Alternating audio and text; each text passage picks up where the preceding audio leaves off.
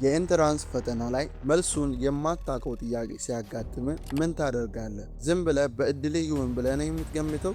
ቆም በልና አንድ ነገር ልንገርህ። ፈተና ላይ ማርክህን በቀላሉ ሊጨምሩልህ የሚችሉ ሳይንሳዊና ሎጂካዊ የሰነፍ ወይም የብልጥ መገመቻ ስልቶች አሉ። በዚህ ቪዲዮ አንድም ጥያቄ ሳታውቅ እንኳን እንዴት ትክክለኛውን መልስ በፈጣን ዘዴ መገመት እንደምትችል 5 ምርጥ ትሪኮችን አሳይሃለሁ። አሁን ወደ ቪዲዮ።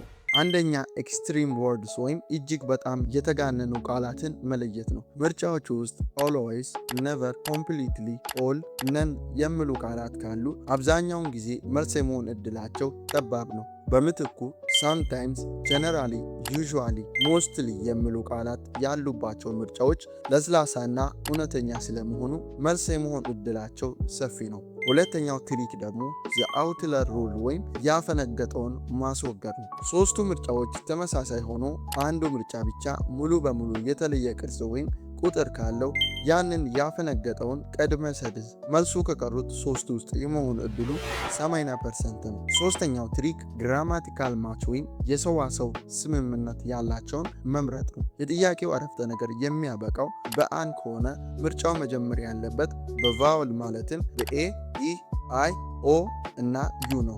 ወይም ጥያቄው በፕሉራል ወይም ብዙ ቁጥር ከተጠየቀ ምርጫውም ብዙ ቁጥር መሆን አለበት። ይህንን በማየት ብቻ የማይሆኑትን ምርጫዎች ማጥፋት ይቻላል። አራተኛው ትሪክ ዘ ሎንገስት አንሰር ወይም ረጅሙ ምርጫን መለየት ነው። ፈታኞች ትክክለኛውን መልስ ሲያዘጋጁ ሙሉ በሙሉ ትክክልና የማያሻማ ለማድረግ ስሉ ብዙ ማብራሪያ ይጨምሩበታል። ስለዚህ ከአራቱ ምርጫዎች በጣም ረጅሙና ዝርዝር መረጃ የያዘው ምርጫ ብዙ ጊዜ ትክክለኛ መልስ የመሆኑ እድሉ ከፍተኛ ነው። አምስተኛውና የመጨረሻው ትሪክ ኦል ኦፍ ዘ አባቭ እና ነን ኦፍ ዘ አባቭ የሚሉትን መለየት። በአብዛኛው የፈተና አወጣጥ ስነ ስርዓት ላይ ኦል ኦፍ ዘ አባቭ ምርጫ ውስጥ ካለና ቢያንስ ሁለት ምርጫዎች ትክክል መሆናቸውን ካረጋገጥ ሳታቅማማ እሱን መምረጥ ትችላለህ።